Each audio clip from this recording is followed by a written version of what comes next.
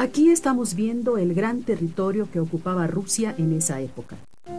Sin embargo, no contaba con los medios para dar de comer a su población cercana a los 100 millones de habitantes. El Imperio ruso era gobernado por los zares. ¿Qué significa zar? La palabra zar proviene del latín César y fue adoptado por los gobernantes rusos desde el siglo XVI. La familia Romanov se mantuvo en el poder de ese país desde 1613 hasta 1917, rodeada de poder, lujos y riqueza. Los trabajadores y campesinos carecían de lo más indispensable.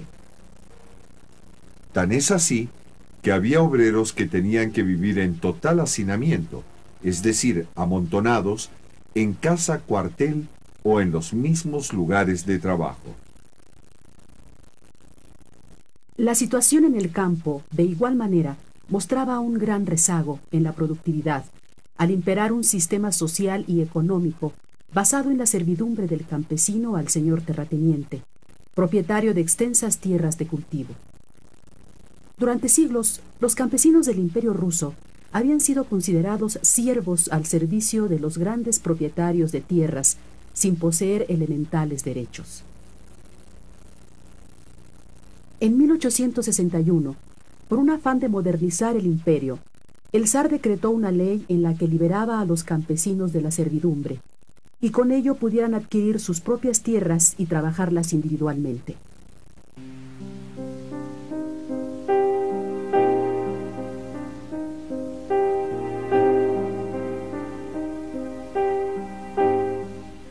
Pero después de 20 años de firmado el decreto, la mayoría de los campesinos no se habían beneficiado y existía gran crisis agrícola con resultados de hambre en la población campesina. En las ciudades se hallaban los obreros o proletarios que trabajaban en las fábricas 14 y hasta 18 horas diarias a cambio de un salario bajo. Sus condiciones de vida eran precarias e insalubres. Por su parte, la clase media buscaba una participación política con la que pudiera elegir a sus gobernantes. Se interesaba en el cambio político. La oposición al zar cada vez alcanzaba a capas más amplias de la población, incluyendo pueblos dominados por el Imperio ruso, como los judíos, los armenios, los lituanos, los polacos. La gente estaba disgustada por las grandes desigualdades que había, por la política del zar y porque Japón destruyó la flota y ganó la guerra que sostenía contra Rusia en mayo de 1905.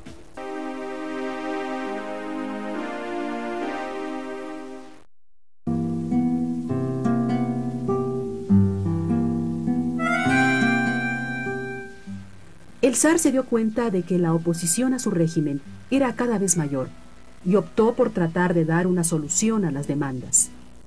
Así fue que el zar Nicolás II, en octubre de ese mismo año, decretó varias reformas como la formación de un régimen constitucional. Entre otras cosas, manifestó que respetaría los acuerdos de la Duma, que era un parlamento o asamblea legislativa representada por diversos sectores sociales. También admitió que los habitantes rusos tenían derechos.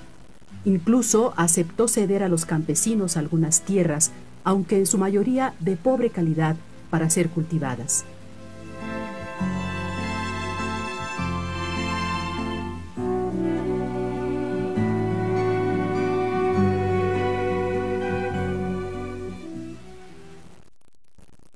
Esto no fue suficiente para establecer la paz. En diciembre de ese año, otra manifestación fue reprimida. Y debido a los desacuerdos con la Duma o Parlamento, el zar decidió suspenderla en julio de 1906, quedando él como la máxima autoridad legislativa. Este hecho motivó el descontento general de la población, la que se vio enfrentada a las tropas del zar. La llamada Revolución de 1905, en 2 años cobró miles de vidas, tanto de militares como de civiles. El zar se mantuvo en el poder hasta el año de 1917, cuando surgió otro movimiento político y social que transformará la relación de Rusia con el resto del mundo y cuya influencia se haría patente en las décadas siguientes. Pero entre las causas extremas de dicha revolución se cuenta la participación del Imperio ruso en la Primera Guerra Mundial, cuando el zar Nicolás II envió millones de soldados al frente con el propósito de proteger lo que consideraba sus intereses en la región del Mar Negro y el Mar Báltico. Esto motivó el rechazo de importantes sectores sociales en el Imperio ruso, la que fue provocando un deterioro gradual del régimen zarista.